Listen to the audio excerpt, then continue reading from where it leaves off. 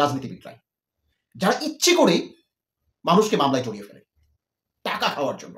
আবার আরেকটি কারণ রয়েছে, আপনারা হয়তো কোনো কারণে ওই অসুস্থ রাজনৈতিক ব্যক্তিত্বের সাথে একটা সাধারণ মানুষের একটা যে ন্যূনতম রাজনীতির সঙ্গে জড়িত নেই, হয়তো সে প্রভাবশালী মানুষ, কোনো রাজনীতি করে না, এখন তাকে রাজনীতিতে টেনে নিয়ে আসার জন্য, অথবা তার ব্যক্তি কোনো রোষ রয়েছে, তার সঙ্গে একটা ব্যক্তি ঝামেলা রয়েছে, সেই খায়েজটা মেটানোর জন্য অনেক সময় দুষ্ট রাজনীতিবিদরা সুযোগের অপব্যবহার করে। এখন কথা হলো, এই অসুস্থ রাজনৈতিক সিস্টেমটা পরিবর্তন হওয়া দরকার। এখন পরিবর্তন করবে কারা? কারণ পরিবর্তন যারা রাজনীতি করবে তারাই যদি তাদের হাতে পরিবর্তনের দায়িত্ব দেওয়া হয়, তারা কি এগুলো পরিবর্তন করবে? আর করবে না এজন্য যে যারা রাজনীতি করে, আমি প্রধানতম দুটো দলের কথা যদি বলি, তাহলে এদের কিন্তু রাজনীতি করতে করতে লিগ্যালি কোনো ইনকামের কোনো ব্যবস্থা নেই। অতএব এরা কিন্তু সামগ্রিকভাবে এই সিস্টেমগুলো চালু রাখবে তাদের ইনকামগুলো চালু রাখার জন্য, তাদের রাজনৈতিক সিস্টেমটাকে ঠিক রাখার জন্য।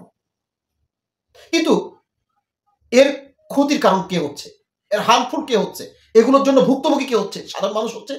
অথচ রাজনৈতিক দলগুলো, রাজনৈতিক নেতা কর্মীরা প্রতিনিয়ত মুখে ফেরা তুলছে সাধারণ মানুষের পাশে থেকে, অসহায় মানুষের পাশে থেকে জনসেবামূলক কার্যক্রম করবে, কিন্তু তারা এই সব কথা বলে বলে প্রকারান্তরে সাধারণ মানুষকে বিভিন্নভাবে নির্যাতন করছে, চাঁদাবাজি করছে, ধান্দাবাজি করছে, সাধারণ মানুষকে নিষ্পেষিত করছে।